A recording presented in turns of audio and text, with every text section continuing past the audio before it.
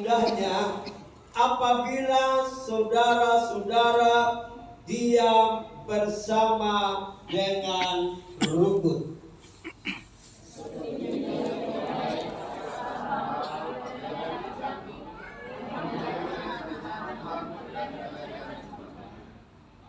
Satu, dua, tiga. Seperti embun-gunung Hermon yang turun ke atas gunung-gunung Sion.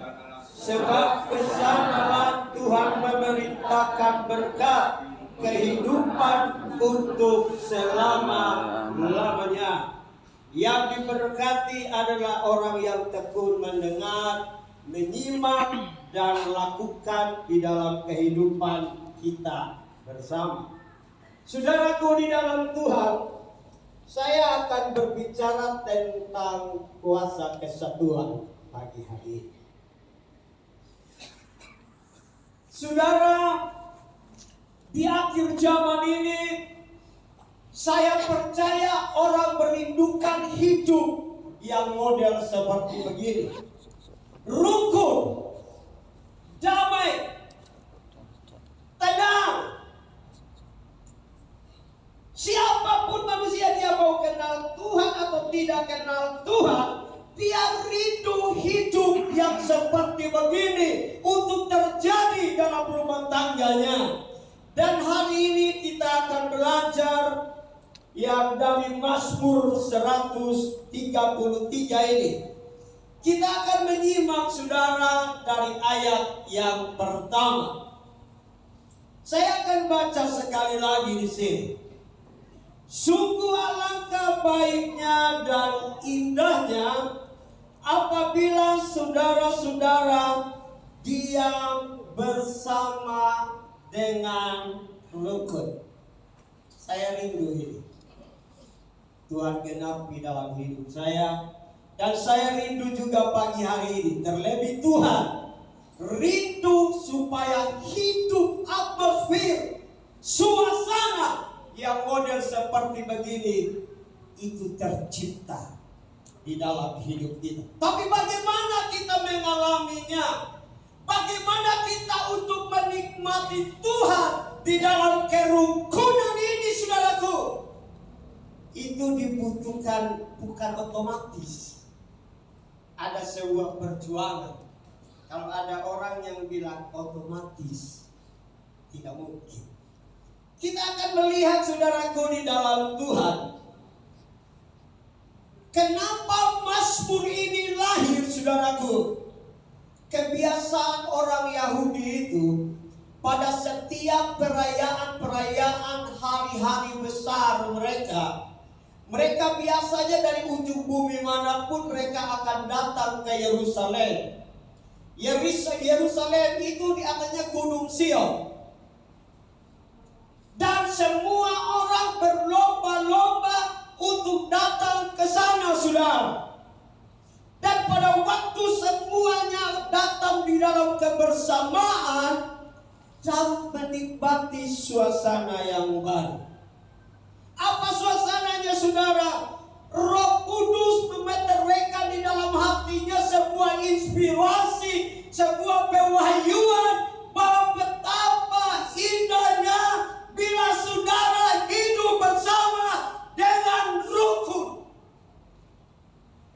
Secara etimologi, saudaraku, kata ini sebetulnya kerukunan ini berasal dari bahasa Arab, yaitu rukun.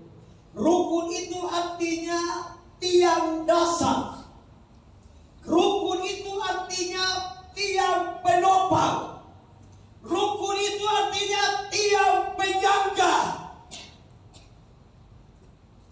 Saya dapat berkat dari firman Tuhan ini, dari pengertian kata ini dulu. Kenapa saya dapat berkat, saudaraku, di dalam Tuhan? Karena itu tiang dasar. Hidup manusia kalau tidak dibangun di atas damai sejahtera, hatinya damai, hatinya penuh sukacita, aman, tentram, ada suasana kesatuan yang dia nikmati,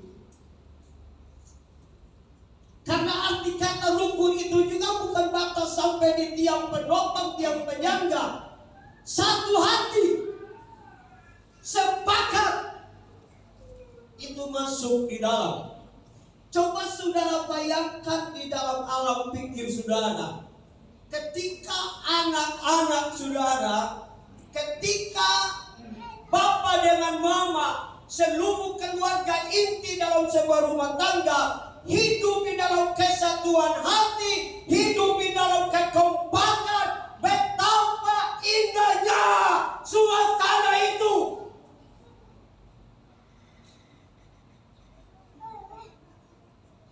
Dan saya percaya pagi hari ini menjadi doa saudara. Amin. Atau ini bukan doa saudara, ini doa saya. Saya rindu saudara, saya mengusahakan di dalam rumah tangga saya. Tapi sudah diusahakan juga ada saja kendala-kendala kecil yang harus sepertinya suasana itu tidak memungkinkan. Tetapi apakah kita putus asa sampai di situ? Tidak. Berjuang bersama dengan Tuhan. Ada kasih karunia yang Tuhan berikan buat saya dan buat saudara. Orang rindukan rumah tangga yang model begini. Orang rindukan keluarga idaman yang model rukun, sepakat, sehati, kompak.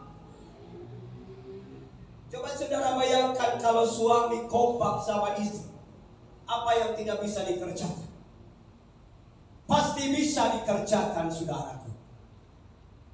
Di samping saudara menyukakan hati orang-orang yang di sekeliling saudara, terlebih-lebih hati Sang Pencipta saudara bersuka cita ketika melihat anak-anaknya hidup di dalam kerukunan, hidup di dalam kesatuan, hidup di dalam kekompakan, satu angkat satu, satu topang satu, satu doakan satu. Ketika saat seorang melihat yang satunya sudah lemah, dia cepat-cepat pegang tangannya dan berkata, begitu berharganya kamu di hadapan Tuhan. Begitu mulianya kamu di hadapan Tuhan. Mari bangkit untuk melakukan perkara yang menyenangkan hati Tuhan. Ini penting saudaraku. Tidak secara otomatis. Suami kerjakan sendiri, istri kerjakan sendiri, anak kerjakan sendiri dengan tujuan yang berbeda-beda. Kecil suasana yang model begini. Tapi coba saudara, kata pujian ini sungguh alangkah baiknya dan indahnya. Kalau Tuhan saja puji, apalagi saya dan saudara, apalagi gembala saudara. Dia pasti bersuka cita ketika Bapak Gembala lihat jemaatnya hidup di dalam kerukunan. Suami istri saling mencintai, ada kemesraan, ada cumbu-cumbuan di dalamnya, bergandengan tangan untuk melakukan segala pekerjaan yang baik dan memuliakan Tuhan. Kalau Tuhan saja, kalau gembala saudara saja, kami saja pelayan-pelayan Tuhan, ketika melihat rumah tangga saudara begitu luar biasa, sesuai dengan firman Tuhan, saya percaya saudaraku, kalau hati kami saja bersuka cita, apalagi hati Tuhan. Kalau saudara menyukakan hati Tuhan, saudara lihat di dalam ayat yang ketiganya bagian terakhir. Dia bilang begini, sebab kesanalah Tuhan memerintahkan berkat kehidupan untuk selama-lamanya. Orang mau diberkati, orang mau menikmati berkatnya Tuhan. Jangan cuma mau menerima percikan berkat, mau sumber berkatnya. Kalau engkau dapatkan sumber berkatnya, percikan itu tidak terlalu penting lagi. Karena dengan sendirinya itu akan menjadi bonus buat hidup saya dan hidup saudara.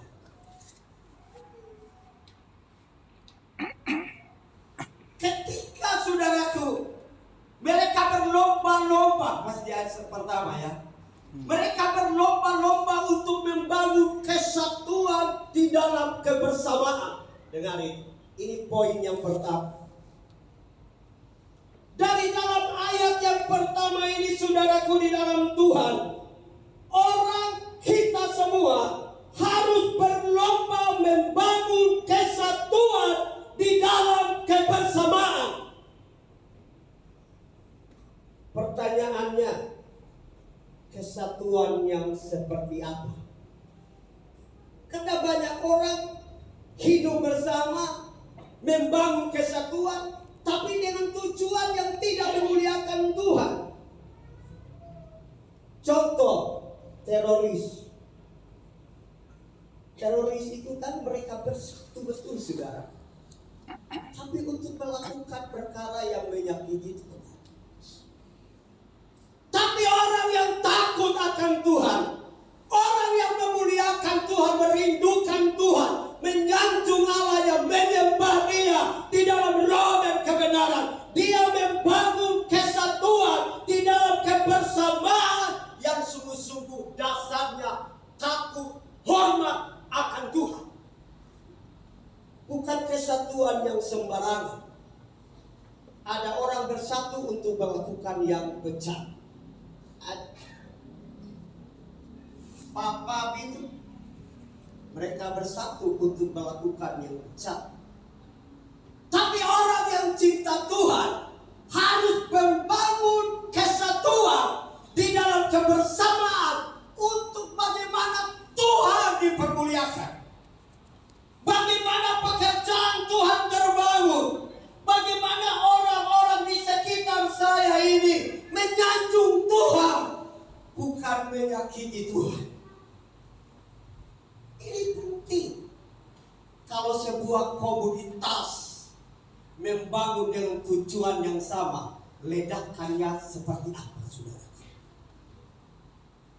Kalau pelayan-pelayan Tuhan membangun kesatuan di dalam kebersamaan, kesatuan hati, kesatuan roh, kesatuan jiwa, kesatuan visi, dan bergerak di dalam arah yang sama, itu seperti senjata bom yang besar yang sangat ditakuti oleh kerajaan kegelapan yang dia tidak bisa bertahan buat hidup saudara. Amin. Tidak bisa bertahan buat hidup saudara. Jangan mau saling menyalahkan, tapi saling mensupport. Amin. Jangan mau cari kelemahan orang sesamamu, tapi lihat kelebihannya, supaya kau mudah mengampuninya, mudah menerimanya. Ketika fokus saudara hanya kepada kelemahan, kejatuhan, bahkan hal-hal yang tidak baik dari pribadi orang itu, akan susah engkau menerima orang itu apa adanya. Engkau akan jijik. Model orang seperti begini, bagaimana saya bisa menerima? Poin yang pertama ini, saudaraku, dari dalam ayat yang pertama ini, membangun kesatuan hati di dalam kebersamaan. Saya mau bilang kepada saudara, Tuhan tidak akan tega menahan berkat. Dia akan memerintahkan untuk mengalir ke sana. Berkat itu punya mata. Walau sekalipun banyak orang yang berusaha menghambat berkat saudara, tapi kalau engkau intim dengan Tuhan sang pemilik berkat, sumber, tidak usah khawatir. lambat atau cepat, dia bilang mana sih apa? Mana sih Bapak Robi besok kepala Siloam itu? Saya cari. Banyak orang yang khawatir, jangan berasumsi sebelum terjadi. Nah, ini yang persoalan, saudara. Banyak orang yang sudah berpikir negatif sebelum terjadi sesuatu kenyataan dalam hidupnya. Firman Tuhan berkata, apa yang engkau ragukan, apa yang engkau khawatirkan, apa yang engkau takutkan, itulah yang akan menimpamu. Amin. Yes. Amin. Yes. Hiduplah di dalam iman. Amin. Amin. Jangan berpikir tentang asumsi orang lain tentang dirimu. Berpikirlah apa kata Sang Pencipta ketika engkau dibentuk di dalam sebuah rancangan ilahi, yaitu rancangan damai sejahtera yang Tuhan sediakan bagimu. Itu bukan formalitas, itu kenyataan dan Tuhan sanggup untuk menggenapinya. Amin. Tuhan sanggup. Kalau berkat yang ilahi saja, yang kekal saja Dia sediakan, apalagi berkat-berkat yang cuma sementara. Dia pasti menyediakan yang terbaik. Amin. Adik-adikku yang masih muda, Tuhan tahu tulang rusukmu ada di mana. Amin. Amin. Tuhan tahu. Tuhan sedang memegang tangan orang itu untuk dibawanya kepada saudara. Tapi bukan dalam arti saudara pasif. Aktiflah di dalam doa. Cari yang takut akan Tuhan. Bukan cari yang sembarangan. Berkatmu tidak akan lari kemana. Dia tahu yang terbaik. Bapa di bumi saja tahu yang terbaik bagi anak-anaknya. Apalagi Bapa yang begitu sempurna. Tidak ada cacat celah di dalam hatinya. Rancangan yang sempurna. Penuh kemuliaan. Penuh damai sejahtera. Penuh yang terbaik di dalamnya. Yang Dia mau tumpahkan di dalam hidup saudara. Pertanyaannya saudaraku, sanggupkah bencana kita menampungnya, mengelolanya sesuai dengan apa yang Tuhan mau ketika berkat itu dibawa oleh Tuhan di dalam caranya sendiri, bukan cara saudara. Jangan mau diberkati sesuai dengan caramu, tapi rindukanlah sebuah cara yang memang Tuhan sediakan untuk memberkatimu. Jangan bergantung kepada manusia, karena engkau pasti akan dikecewakan sebaik apapun program orang itu, seperti apapun hatinya mengasihimu. Jangan bergantung andalkan manusia, apalagi percaya 100%. Jangan. Amin. Yes. Belajar untuk andalkan Tuhan, engkau tidak akan dikecewakan. Amin. Amin. Mungkin prosesnya saudara sakit untuk berkat itu datang kepada saudara.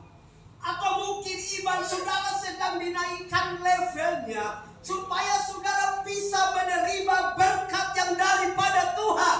Karena Bapa yang terbaik, Dia bukan cuma saudara memberkati saudara secara jasmani. Roh, jiwa, tubuh saudara harus sama-sama terpelihara sempurna di hadapan Tuhan. Amin. Amin. Amin. Saudaraku, kita tidak sempurna. Mulai dari Bapak Gembala sampai kami yang membantu beliau ini tidak sempurna. Ada saja salahnya. Ada saja kelirunya. Makanya jangan datang, jangan berkumpul, jangan melayani dengan sebuah motivasi bahwa hamba-hamba Tuhan yang ada di sini sempurna, pasti menyenangkan. Anda salah alamat. Amin. Amin. Jadi besar. Salah alamat. Bapak Gembala bilang kali lalu, kita ini saling mengikis. Tergantung respon sudah, tapi jangan mau diperalat setan untuk mengikis orang lain. Amin. Amin. Yes. Jangan. Diusahakan sedapat mungkin, jangan saudara jadi pelakunya. Penyesatan itu pasti terjadi, tapi celakalah orang yang melakukannya. Celakalah orang yang melakukannya. Jangan dengan sengaja, kita kan saling mengikis. Saya sengaja buat sesuatu bagaimana? Dia kan khotbah di atas mimbar itu aduhai. Saya coba bikin dia. Gimana bosan? Jangan. Hanya yang buat. Jangan, saya tidak mau jadi pelaku. Saya mau jadi penyalur damai sejahtera dan menopang saudara saya yang lain. Amin. Amin. Amin. Kekurangan saya diisi oleh kelebihan. Kalau saya dia Bapak Gembala, dia Bapak Alis, kekurangan saya diisi oleh kelebihan-kelebihan beliau. Dan sebaliknya, tubuh Kristus yang sehat, kuat, teguh, kokoh adalah tubuh Kristus yang anggota tubuhnya dikerahkan semua untuk membangun hal yang terbaik di dalam pribadi orang lain. Dikerahkan semua. Makanya penting saudara, jadikan gaya hidupmu orang yang suka berkorban demi orang lain. Ini penting. Amin. Jangan harap menada tangan. Yes. Amin. Kalaupun itu engkau diberkati menada tangan, tapi engkau harus menyalurkannya supaya kok hidup saudara, saluran hidup saudara tetap sehat, tetap segar. Kalau mau sehat, dengar, terima, salurkan. Amin. Yes. Tabur yang terbaik. Jangan tabur yang tidak baik, saudara mulai cari. Orang mana yang bisa? Jangan. Engkau melayani sesamamu, engkau sedang menghormati ketetapan Tuhan sampai pensiunmu. Dia tidak pernah berutang kepada saya dan kepada saudara. Amin. Dia tidak pernah berutang. Dia tahu saluran yang terbaik yang akan dia salurkan berkat ini untuk mencapai setiap pribadi supaya dia didandani untuk menyenangkan Tuhan.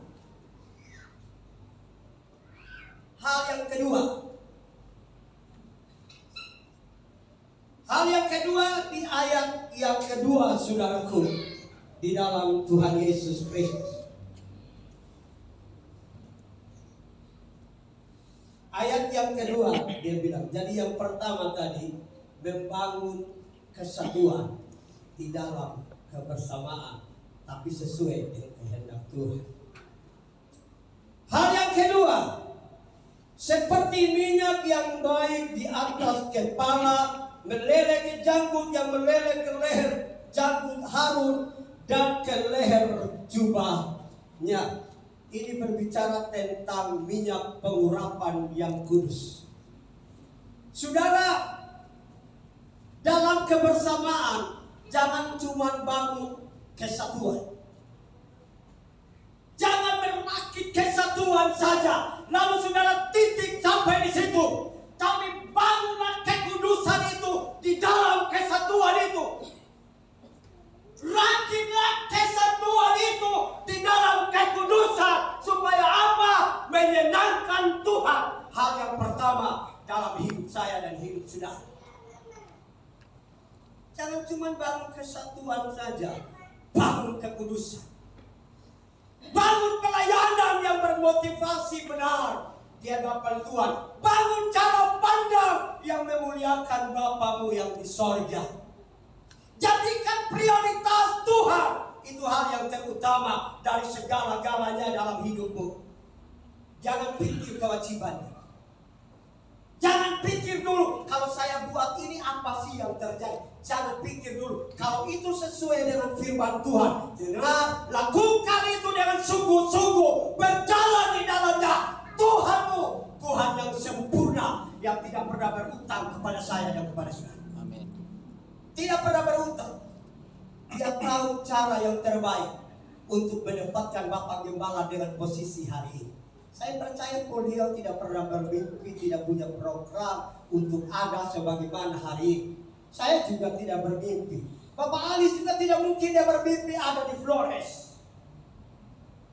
Tapi Tuhan yang terbaik itu tahu jalan yang terbaik, tahu saluran yang terbaik, Amen. tahu bagaimana Yes. mengangkat kepribadian anaknya ini Amen. supaya didandani dan hanya menyenangkan Tuhan.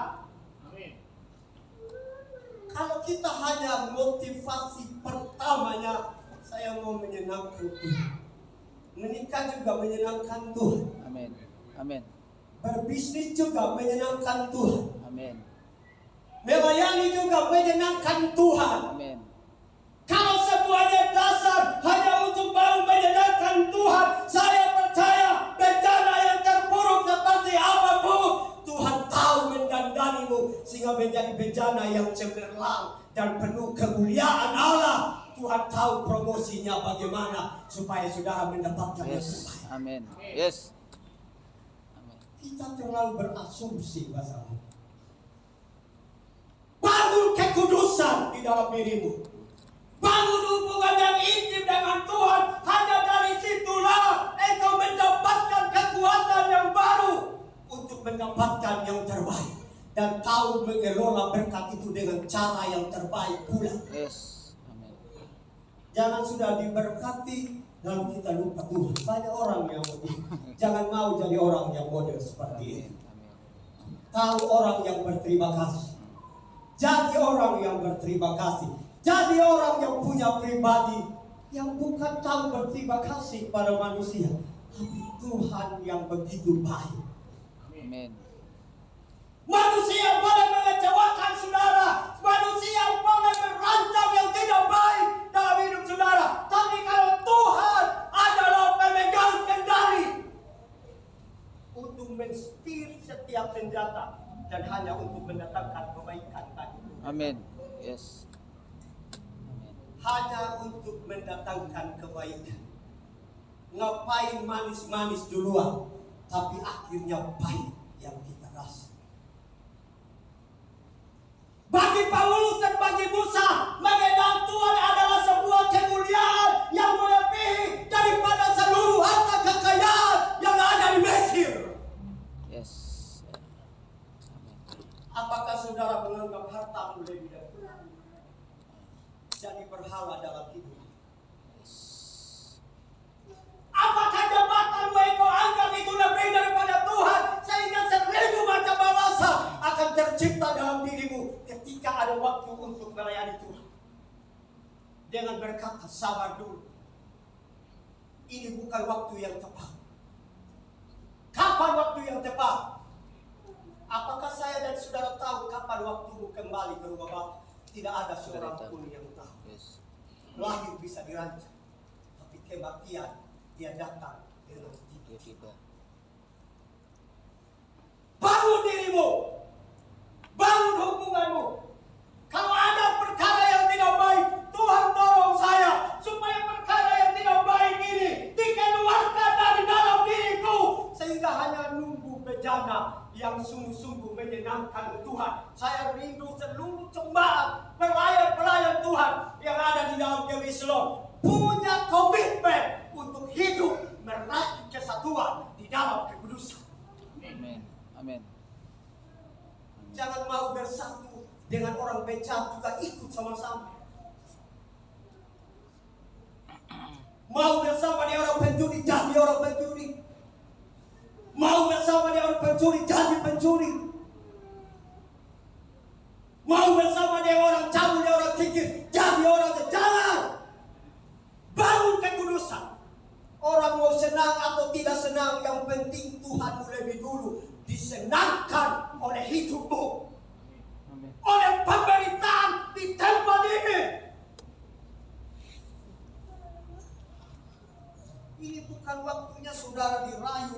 sudah dirayu juga, tinggal tunggu kami gendong. 1000 macam alasan saudara sodorkan dengar. Hatimu apakah cinta? Kalau hatiku dan hatimu cinta Tuhan, engkau tahu lebih dahulu aku mempunyai. Jangan mau hidup di depan orang seperti mereka hidup di belakang orang. Iblis pun kalah daripada model hidup saudara. Ngapain? Tidak ada gunanya bagi saya dan bagi saudara. Tidak ada gunanya. Hiduplah apa adanya. Tuhan menerima saya dan saudara bukan karena saudara baik dan sempurna, tapi Dia punya rancangan yang terbaik. Dan Dia mau rancangan yang terbaik itu menjadi bagian daripada hidup saya dan hidup saudara. Saya lebih pilih dibenci oleh orang daripada dibenci Tuhan. Karena dibenci orang ada waktunya akan hilang. Tapi kalau saya cicik di dalam Tuhan, kekal abadi untuk selalu. Rakitlah hidupmu di dalam bangun pujian menyembah Bapa, aku cinta padamu. Jangan cuma ngobrol cinta buat orang. Ngobrol cinta buat Tuhanmu. Yang penting hatimu tulus. Mungkin bisa salah, kita bukan manusia yang sempurna, tapi saya percaya Tuhan lebih terpikat kepada motivasi hati ketika saudara melakukan sesuatu sekalipun yang paling kecil dalam hidupmu. Orang boleh anggap saudara mungkin tidak punya pengaruh, tapi kalau Tuhan dipermuliakan di dalam dirimu, Tuhan tahu caranya mempermalukan orang yang hebat dengan apa adanya pribadimu. Tuhan tahu, jangan ajarin Tuhan. Dia sempurna, kita punya limit. Yes, betul. Ada batasnya hidup kita. Amin. Amin. Jangan protes sama Tuhan. Yes. Jangan ajarin Tuhan tentang caranya kita, tapi minta cara Tuhan. Dan engkau diberi pengertian supaya engkau respon, nangkap apa cara Tuhan buat hidup saya yang limit ini, yang terbatas ini. Rakitlah kekudusan di dalam kebenaran firman Tuhan dalam hidupmu. Jangan cuma kesatuan. Yang terakhir, ayat yang ketiga, dia bilang begini. Seperti embun gunung Hermon yang turun ke atas gunung-gunung Sion. Sebab kesanalah Tuhan memerintahkan berkat kehidupan untuk selama-lamanya. Dengar baik saudara. Ketika saudara dalam kebersamaanmu membangun kesatuan, sudah membangun kesatuan, bangun kekudusan. Jangan koma atau titik sampai di sini. Bangunlah suasana, atmosfer yang orang lain nikmati kehidupan itu dari dalam dirimu. Jangan batasi pergaulanmu. Yang penting berdoa di hadapan Tuhan supaya engkau ada di situ jadi berkat. Orang Farisi batasi diri. Ahli-ahli Taurat, para imam batasi diri. Dia anggap orang Samaria itu najis. Dia anggap orang-orang pemungut cukai itu najis, kotor, angkatan yang tidak diberkati Tuhan. Tapi dengar, pada waktu Yesus ada di muka bumi, Dia melanggar tradisi yang sudah ditetapkan. Dia membangun kebersamaan dengan seorang perempuan Samaria. Pemungut cukai dipanggil untuk jadi pengikut. Yang mencetak kita Matius. Betapa hebatnya Allah kita. Banyak orang kalau dia sudah rasa rohani yang paling tinggi, dia sudah tidak anggap lagi yang lain. Dia anggap sudah paling rohani sudah. Firman Tuhan berkata ketika Yohanes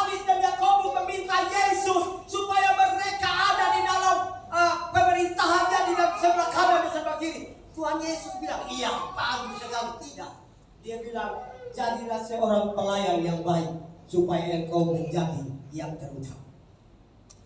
Jawabannya kontradiksi, bertentangan dengan apa yang dimau. Cara Tuhan tidak bisa diselami dengan pemikiran kita yang terbatas. Biarkan cara Tuhan melebur, memimpin saudara, supaya saudara tinggal mengikutinya. Pada waktu ibu Yakobus dan Yohanes meminta supaya Yesus izinkan kedua putranya itu, Tuhan tidak lupa saudara. Tuhan bilang, jadilah seorang pelayan yang baik. Jadilah seorang hamba yang baik.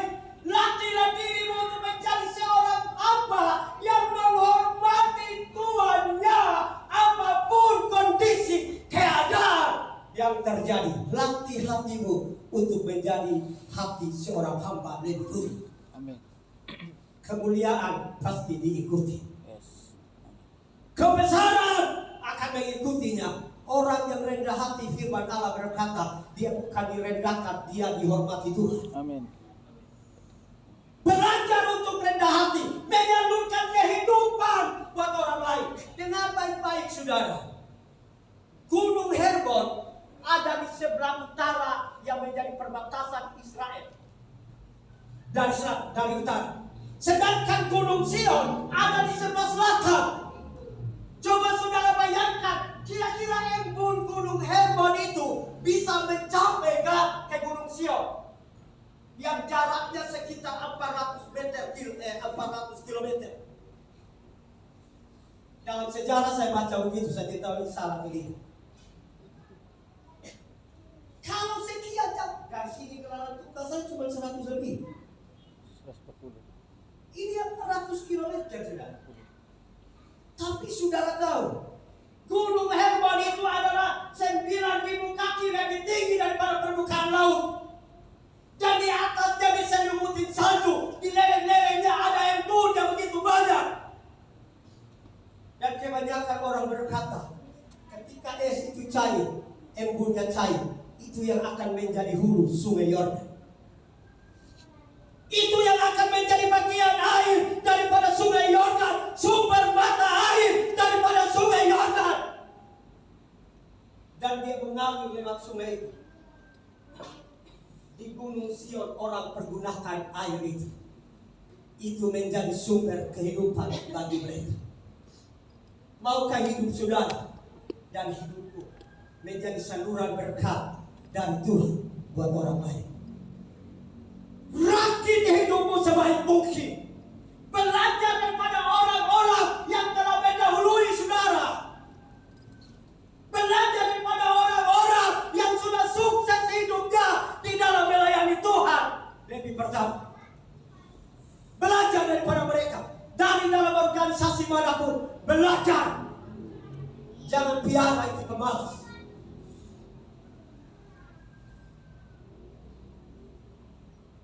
Ketika berulang kali saya berkhotbah, pesanan yang sama dari istri saya, jangan terlalu mete.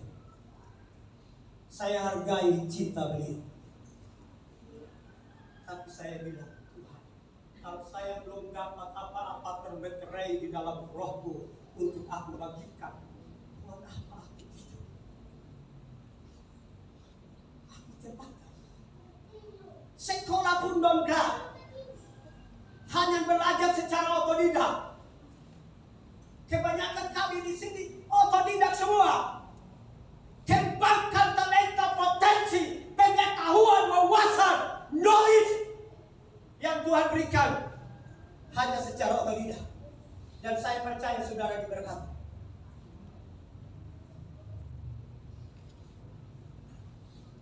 Saya terbatas.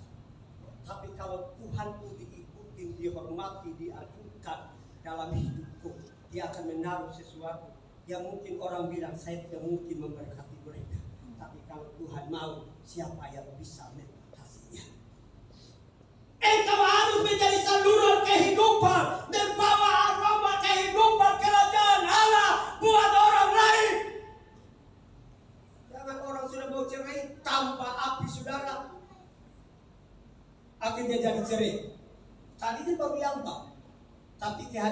Ustaz, dia bilang cerai sudah. Kan Bapak tahu. Saudaraku di dalam Tuhan Yesus Kristus, tidak perpanjang kata, 3 poin firman Tuhan. Kalau saya praktekkan itu, kalau saudara praktekkan itu, engkau akan pribadi yang betul-betul sejati cinta Tuhan. Rakit kesatuan di dalam kebersamaan, rakit kekudusan di dalam kesatuan, dan kesatuan dan kekudusan itu akan menyalurkan kehidupan buat orang lain kalau itu hidup di dalam diri saudara. Amin. Amin. Amin. Saya percaya, jadikan langkah hidupmu menjadi orang yang bersaksi dari dalam firman Tuhan. Ini loh pola hidup yang benar. Amin. Jangan cuma mengasihi orang yang ada di sini saja. Yes. Lalu saudara bangun hubungan di sini. Di luar sana, Amen. kita gereja Amen. Tuhan sama-sama. Amin. Yes. Kristus datang bukan cuma mau mendirikan kepala itu di Yes. atas tubuh kepala kita yang ini. Tidak. Amin. Yesus datang untuk menempatkan kepalanya di atas gereja secara universal. Kasihi mereka. Kalau saudara punya kelebihan, bantu orang lain. Amin. Yang sekalipun bukan gereja kita, bantu mereka, tolong mereka. Tapi jaga dirimu Yes. untuk tetap menyenangkan Tuhan Amin. di dalam segala perkara. Amin. Amin. Dia bukan gereja dengan saya tolong. Iya betul, engkau tolong saudara seimanmu yang ada di dalam. Tapi jangan batasin juga kalau Roh Allah menuntun saudara untuk menolong mereka, jangan. Jadi saluran berkat yang membawa kehidupan buat orang lain. Amin. Amin. 3 poin ini saya pastikan saudara diberkati di dalamnya. Tuhan Yesus memberkati. Amin.